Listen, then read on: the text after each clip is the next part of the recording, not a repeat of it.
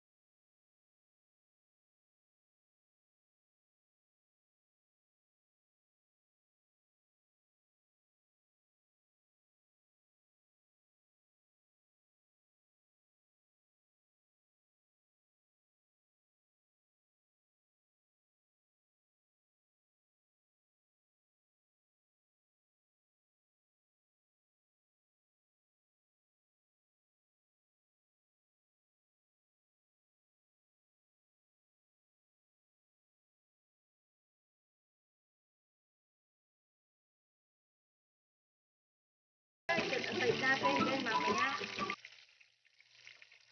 ilalagay natin siya. Bali, ano bang tawag? Bango. Siya yung pinaka ano nito ating gulay. Yes. Ayan.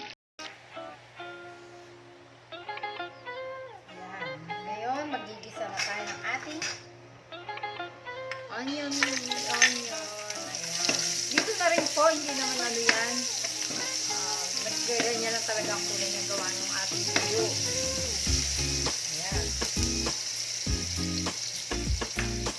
Pastan natin. Tayin natin na mag-brown ng konti para mas malasa sa ating gulay. Then, yung ating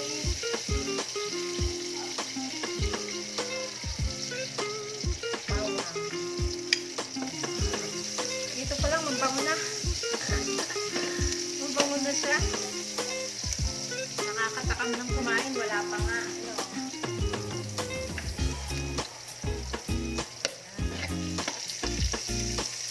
Huwag na po kayo masyadong magamit ng asin ha, kasi baka kasi maalat yung tuyo na sobra.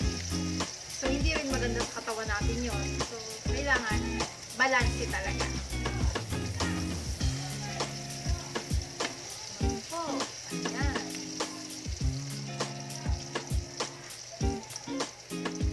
Ito po yung sinasabi ko sa inyong gulay. Kailangan papakuluan nyo muna siya kasi medyo maselan po ang ano to. So, papakuluan nyo muna mga 10 minutes.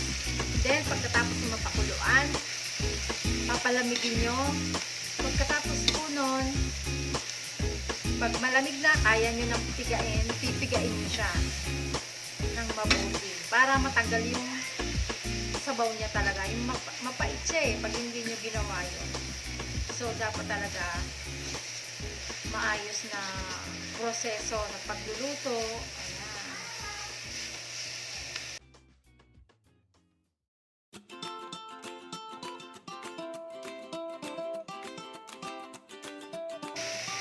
Mas marami, mas maganda. Ayan. Okay lang naman yan. Wala namang problema pag maraming lata. Ayan. Ayan.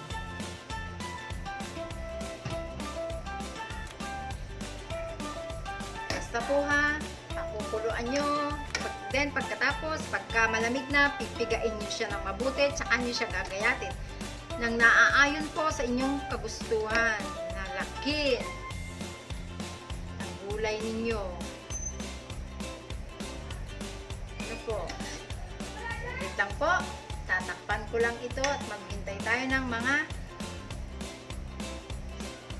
5 to 10 minutes.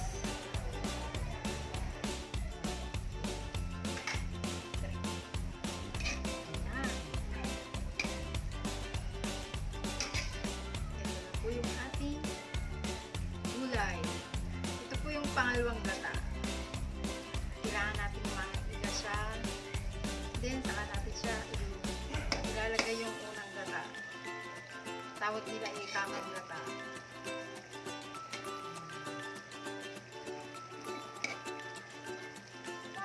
Ulit na siya.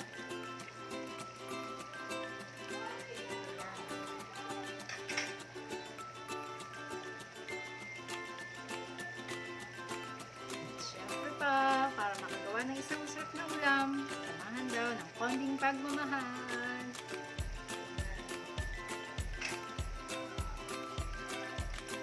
Nasa inyo po kung gusto nyo lagyan ng sili.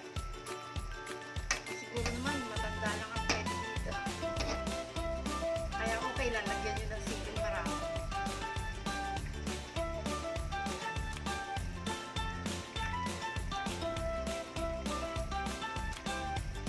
Then, lagay po natin ang ating unang gata.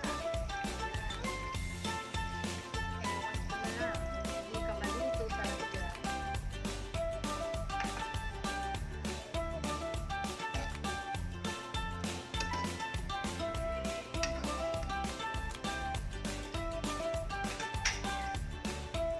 As usual, hintayin po natin ng mga 10 minuto. And then, lalagay na natin ang iba nating ingredients.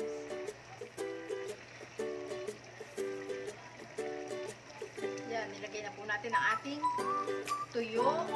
Tulad ng sabi ko kanina, hugasan nyo muna kasi maalat.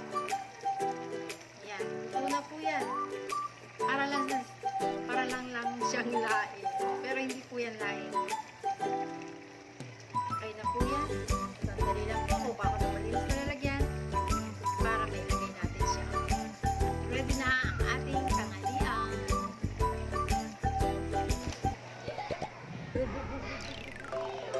Ito na po. Luto na po ang ating ginataang dahon ng balinghoy. Tingnan mo nga po sa mga simpleng ingredients. Sabi ko nga makakagawa tayo ng masarap na ulam. At sigurado maraming makaka-relate dito. Lalo na yung mga magsasakali diba?